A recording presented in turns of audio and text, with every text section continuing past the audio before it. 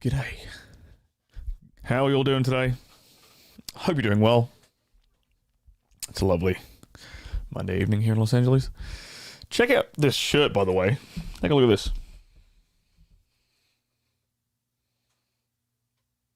Look at that thing. That shirt isn't. This is an eagle. This is an American bald eagle dressed up as a power linesman, and I got this off of my friend Thor, who has an entire line of t-shirts based on this stuff. It's a fucking awesome eagle, I think. Anyway, Ryan, good to see you, buddy. Hypnosis for Men. 2 Rock, good to see you from Melbourne. Nathan, Eagle Rock, oh boy, I haven't heard that song in a while. Indeed, there is some serious freedom going on in this shirt right here, yes. I think that was the intention. So today I want to give you guys a quick one. I want to give you some quick little tips for how to up your bedroom game. And I'm going to give you an example of 3 different toys you can use in the bedroom.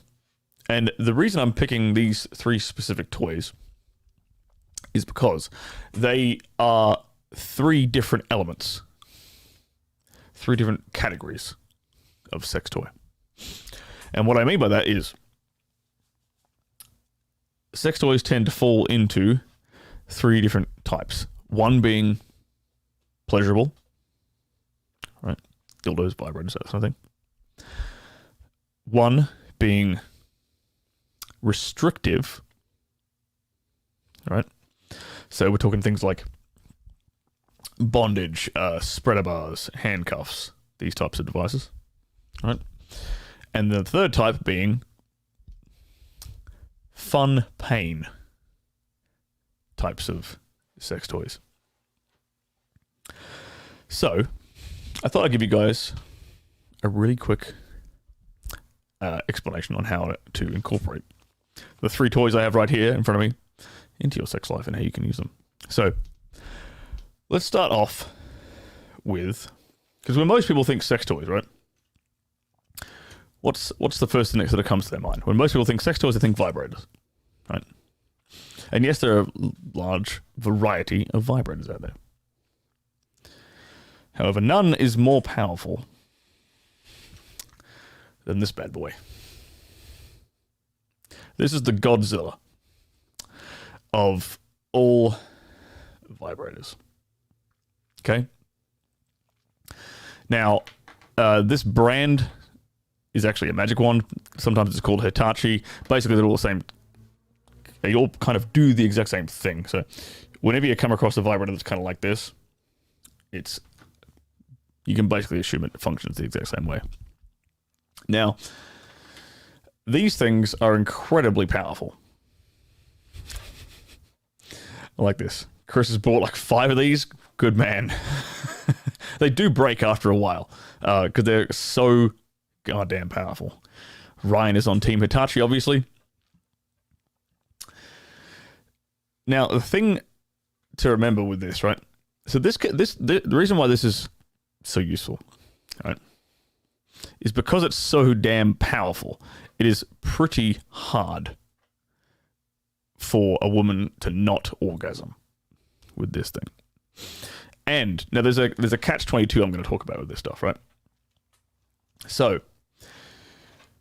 a lot of women, when they start using vibrators and dildos, if they're using them a lot, it actually kind of hurts them, or not hurts, it actually kind of impedes their ability to orgasm in a way, because it's kind of exactly the same with guys who masturbate to porn a lot, right? They need with guys, it's like, okay, they need like new and more tantalizing imagery to get themselves off, right? With chicks who use vibrators quite a lot, what you'll find is that, and not just dildos, but vibrators specifically, is their clitoris and their nether regions will start to become a bit desensitized. So they need more and more and more kind of stimulus to achieve the same result. And that's where this guy comes in. That's where the, as Bruno has called it, the Louisville Slugger I like that. I'm going to steal that. Thank you, Arden. Not the most appropriate thing to see when I first click on the live stream. Please don't tell me you're going to use it. No, I'm not going to use it. However, I do break down. I'm glad you mentioned that. In my new course, Sexual Dominance Escalation, which I am about halfway through editing now, I give a full breakdown, a full live demonstration, hardcore, obviously, a full live demonstration on exactly how to use this on a woman, with fantastic live results, fantastic real-time results, not edited results. Using such a thing. That is not going to happen right now, obviously. And I'm not going to use it on myself. Although, actually, now that I said that, I've been on a couple of sets where girls have actually mentioned that they use these on their boyfriends, and they use these, like they put this bit on the gooch, the bit between the balls and the butthole on a dude. Apparently, it feels quite good. I think I tried it once on set and it didn't really do anything for me. But there you go. For other dudes, apparently this feels really good. But that's neither here nor there. That's not what I'm getting. That's not the reason I brought this up. The reason I brought this up is because what you find is if you get a girl who has used vibrators quite a lot in her life and she is somewhat desensitized downstairs, you're gonna and she's unable to climax with you from, say, just straight up penetration or clitoral stimulation, whatever method you're using. Sometimes it's a mind-body like connection thing as well, where like she can orgasm that way, but she hasn't orgasmed that way with you yet. So there's a mental block there, right? And this is one of the ways you can get around such a mental block. Okay? Is by blasting an orgasm out of her, because it's very, very hard. And again, you have to know how to wield this properly. You're not gonna you can't just jam it in there. Like it can be too much if you just jam it right in there. And in that case, it can actually go from being pleasurable to kind of unpleasurable. So there's ways you can mix that up if you're in like a BDSM situation. I'm sure that our friend Mr. Ryan Christensen from Hypnosis for Men knows what I'm talking about there. Good question, Vanley. Sex toy hygiene. Are girls okay with using your sex toys? Here, it's a great question. Let me show you, demonstrate, or explain what we do on set with these sex toys. Because you're using, for example, I've used Hitachi quite a lot for kink.com, and they just use condoms. Fresh condom every time they use the toy on a different girl, and that way you know. And then they also sterilize it before and afterwards. So they'll sterilize it. Fresh condom on, use the toy, take the condom off, sterilize again with alcohol. So that is how you can use something like this with multiple partners. Just make sure you're sterilizing it before and after, and you're wrapping it with a condom, wrapping the head part here with a condom. It's a good question, Banley. Very good question. Hitachi-san, exactly. Where we get to? Ahmed Trucker has said, exterior vibrators have had 100% success rate during sex in my own experience. Get one with the multiple settings. Yeah, exactly. Yeah. And once you learn how to wield it properly, like on her body, it's not just a case of, and it's better. It's better for this to be in your hands and you know how to wield it properly than to just give it to her to use on herself, right? Because then you're the one in charge. Then you're the one causing the fireworks. Seems like a fans-only educational video. That's not where I'll be hosting it, but it's going to be. It is very. Look, I'm not sugarcoating stuff with my new video course. I'm showing you exactly what works and how it works in real time. So, good question, Brian. Why do women rub their clit while a man is fucking them? The man, not you, of course, cannot do the job. The reason they do it is because there's multiple ways a woman can orgasm, right? So she can come from a penetrative vaginal orgasm, or she can come from a clitoral orgasm, and most women tend to have a preference for one or the other. So, and you can kind of link them together, right? So, I mean, sometimes I will rub a girl's clit while I'm fucking her as well, right? Because if you're rubbing the clitoris, you can get a bit more, the vag can start to get wetter, you get more lubrication, then vaginal penetration becomes even more pleasurable, and you're likely to lead her to more likely to lead her towards a vaginal orgasm. So it's the same way that I mean, because you just said that you're a gay man, so obviously you haven't got much experience with pleasing women, I would imagine. So it's kind of the same. It's like I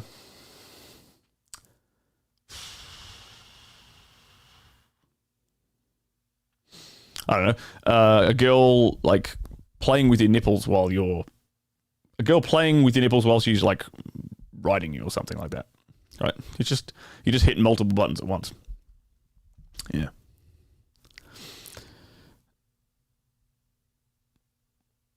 So that's the first one. So like I said, the three categories of sex toy we're talking about, right, are pleasurable, restrictive, and fun pain. All right. So the next example of a really easy to incorporate sex toy I'm going to show you is a pair of handcuffs. Let me show you that thing right there. Quite decorative, by the way. I like pretty looking things. But very basic, simple pair of handcuffs. All right.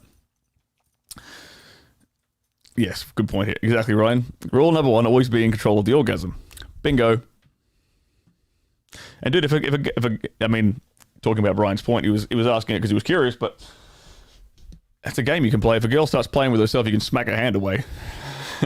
Be like, daddy's in control. Anyway, basic pair of handcuffs, right? The reason why I like a basic pair of handcuffs, especially if we can get them with like these, let's see if you can see them, these like hooks on both ends, right? Not tied together, right? But with like the clips that you can take apart, is because it adds versatility to how you can use them, right? So obviously these can be used to tie hands together, but they can also be used to tie legs together. They can also be used to tie a leg to a chair, for example. They can also be used to tie hands to bedposts, depending upon what you've got sort of set up around you, you know. And all you need is just some basic like metal clasps, little metal rings set up around the place, and you can be a bit more creative with it. But it gives you just a basic pair of handcuffs, gives you a lot of flexibility in terms of what you can do with them. So, you know, not only obviously the basic one you could start with is having her hands tied to her front, right? But you can also have them tied behind her back, like so. Head down, ass up in doggy style. Right? And why does like restricting a girl's movement sort of help create a sexual experience, right? Well, it's a form of domination, obviously. Right? You're literally restricting a part of her movement, so she is losing control of the situation. She's losing control of the situation in a consensual way. She's submitting to you, which is where she wants to be mentally, sexually. Okay. Exactly. I just up, down, left, right. BA starts like, is that Scorpion's fatality in Mortal Kombat 1? I think it's something like that. I like that. So again, three categories we're talking about. We're talking about pleasurable, we're talking about restrictive, and we're talking about fun pain. All right. This, can I even get this whole thing on my screen? Yes, I can get this whole thing on my screen. This is a flogger. This has fast become my favorite toy in the bedroom. I used to be very bad at wielding this, to be perfectly honest. I never used to really understand how to wield this thing properly. This is a particularly long one, as you can see, right? Because I can barely fit this thing. I can't fit the whole damn thing across the screen. So it is quite long. It's the length of my arm. Yeah, it's like the full length of my arm. Right? That's quite wieldy. So when people talk about like, people think BDSM and sex toys, and they think of 50 Shades of Grey, they think of paddles and floggers and whips and all this sort of stuff. And I think of people who aren't experienced with it think it's just about pain. And that's not the case. It's about the idea of fun pain. So you can take things from a point where they're stimulating and giving and causing blood flow and endorphins in the woman. So kind of like any experience where you might have had where you've where you kind of stubbed your toe and then immediately, like, it hurts initially and then afterwards you get the kind of euphoric feeling, right? Or any kind of your brain like kind of compensates by flooding you with endorphins to like take away the pain. It's kind of what this stuff does, right? You're causing a limited controlled amount of pain, and then you're getting that endorphin sensation, getting the blood rush, and you're not coming in and going 100 miles an hour like right off the bat, right? The important thing to remember with the toy like a riding crop like this is that it's hard to do this super softly, right? So for example, if you're going to spank a girl with your hand, you get a lot more control over exactly like how much pressure you can apply with your hand. With this,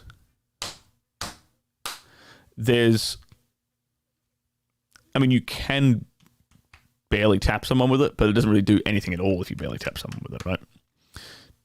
To get like a good crack, let's see if we can do this in front of the microphone. You need a little bit of force behind it.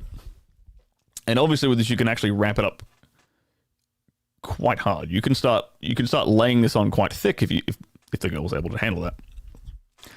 And leave some redness. And if she's on the more extreme end and she's into it, you can start leaving. You can actually leave some bruising with this kind of stuff. And you can compound this and lead into more extreme, more heavy-handed kinds of fun pain after you've warmed her up a bit with it. But personally, the reason why I personally really like this toy is because the impact area isn't that broad, right? You're hitting with basically like a palm, and I've got pretty big hands. And because it's one stiff rod, it's not like with a flogger. It's sort of it's a moving object, right? You got all the tails moving simultaneously, right? Or with the paddle, it's very wide and it's big. This is small and controlled, and you can actually use it everywhere on the body, very precisely and accurately, once you know how to properly swing it, right? And control the strike. So it gives you a lot of flexibility in terms of the kinds of fun pain you want to administer to the lucky lady that's in your bedroom. So that's the third example that's the third category rather of sex toys that you can start thinking of. If you're new to this and you're looking at, these are obviously like the Hitachi. I'm showing you some, with the exception of the handcuffs, I'm showing you like a couple of like high-end ones, because Hitachi's on the more expert end, and even this to a degree can be on you need a bit more experience wielding this. Some people like to start with some very, very light, very tame floggers and things like that, like very, very soft materialed things, because you want to get a bit of experience of this stuff, because you can, if you don't know what you're doing, you can actually cause the wrong kind of pain accidentally, right? So you want to develop competence and confidence in these items that you're wielding. Indeed, Thor agrees. The riding crop is a very good tool. I hope you noticed, Thor, I'm wearing your shirt right now. There we go. Wearing one of Thor's linesman t-shirts right here. Exactly. A skilled titty slap at the right moment is a very useful skill to develop. It is, in fact, covered in my course. I have an entire section on titty slapping, as a matter of fact. Bin Chicken, good to see you. Odin, welcome back. And indeed, this is no bin chicken. This is an American bald eagle, which it's quite artistically quite well drawn, I must say. So, gonna keep this on a short one today, guys. But that's three really basic. Well, not so basic. One basic and two more.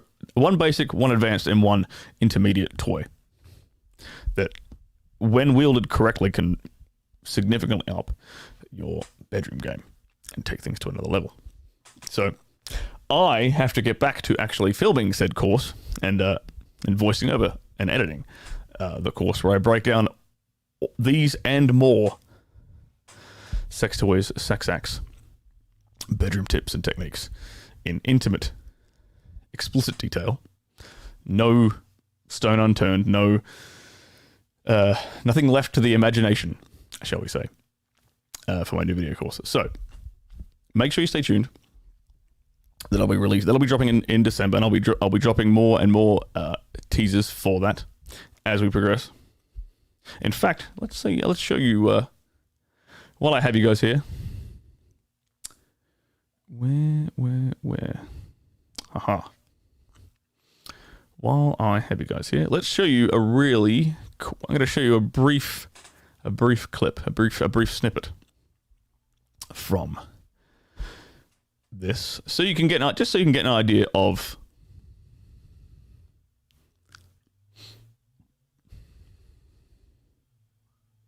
the quality. This is a good one. It's safe for work, so I'm not going to get my YouTube banned when I show this. This is not going to get me banned. But this gives you an idea of the quality of the no expense has been spared here, and the quality of the footage that I have produced for you guys for this product. So you will get, I know you're going to get a ton of value out of this. Let me show you very quickly. Let's share this screen. Share my entire screen. Boop. Actually, let's take away this overlay while we're at it. Let's just quickly take that away so you can see everything. Boop. This is just a quick insert of a larger clip, but this gives you an idea of the camera quality, the lighting quality, how dynamic some of this footage is going to be. Let's see. I better stop sharing my screen in case just in case I show something accidentally on YouTube that I shouldn't. Because Lord knows there is a lot of that in this program. That's just a really, really quick example of the quality of the footage that is going into this product.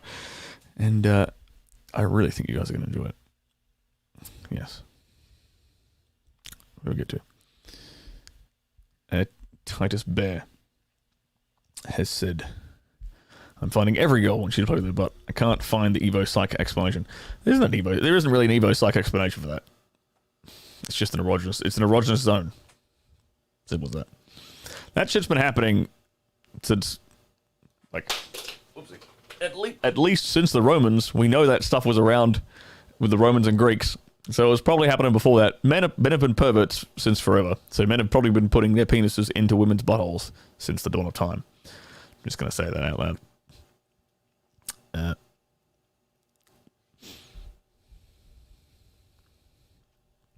What do you think? Crops are better than paddles or floggers? Thuds tend to be more well tolerated than stings. I like them because I can. Good question, right? By the way, I like them because I can be far more accurate with this. Right. And because when people are learning to use things like floggers, for example, there's always the danger of wrapping around the body and causing, not landing an accurate strike and causing a bit too much pain. And again, with paddles, there's I'm limited to sort of the spaces where I can use it because it's such a wide paddle. Right? But with this, I can be a lot more creative with it because I can pinpoint strikes all over the body, and I'm not going to wrap. So that's why I prefer. That's why I'm quite fond of a riding crop. Great question, Ryan. Thank you. The Boy Scout skills going through. They will be. They will be. I'll be showing you. Don't worry. What is it called when you overload a woman with only the pleasure side? Like you tie her down with comfortable ties and pleasure the kill till she passes out in a good way. I don't think is there a technical term for this? Sensory overload, maybe. I'm not really familiar if there's. I'm not aware if there is a specific term for that. Sure, then. Yeah. You need some shibari lessons, do you? Well, I can give you a very basic. I can give you a very, very useful shibari lesson. In fact, I have an entire breakdown in my course. So there you go. But not with hoisting the ladies. There you go. Anyway.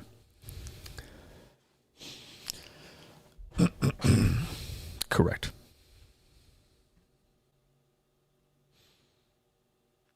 Who are more into toys? North America, South America, Europe, or Asia? I don't really know if you could make that kind of a judgment. I mean, Japan is literally where shibari bondage came from. The Japanese have been drawing some pretty kinky shit for a long time. Like in artwork, you can see there's old ancient artwork of women getting tied up in shibari bondage. So Asians have been using it for a long, long time. Yeah. I don't have any historical information on sex toy usage, so that might bring some enlightenment to this topic. But I digress. Anyway, get back to editing and filming this course for you guys so I can get out for you in due course. And tomorrow, we were supposed to have a lovely lady on today, but she cancelled. But tomorrow we have, again, fingers crossed, knock on wood here, we have the lovely Aria Carson joining me here in the studio, around about here. So that'll be a lot of fun for you guys. 12 p.m. Pacific time tomorrow. So I'll see you guys then. In the meantime, you have a great night.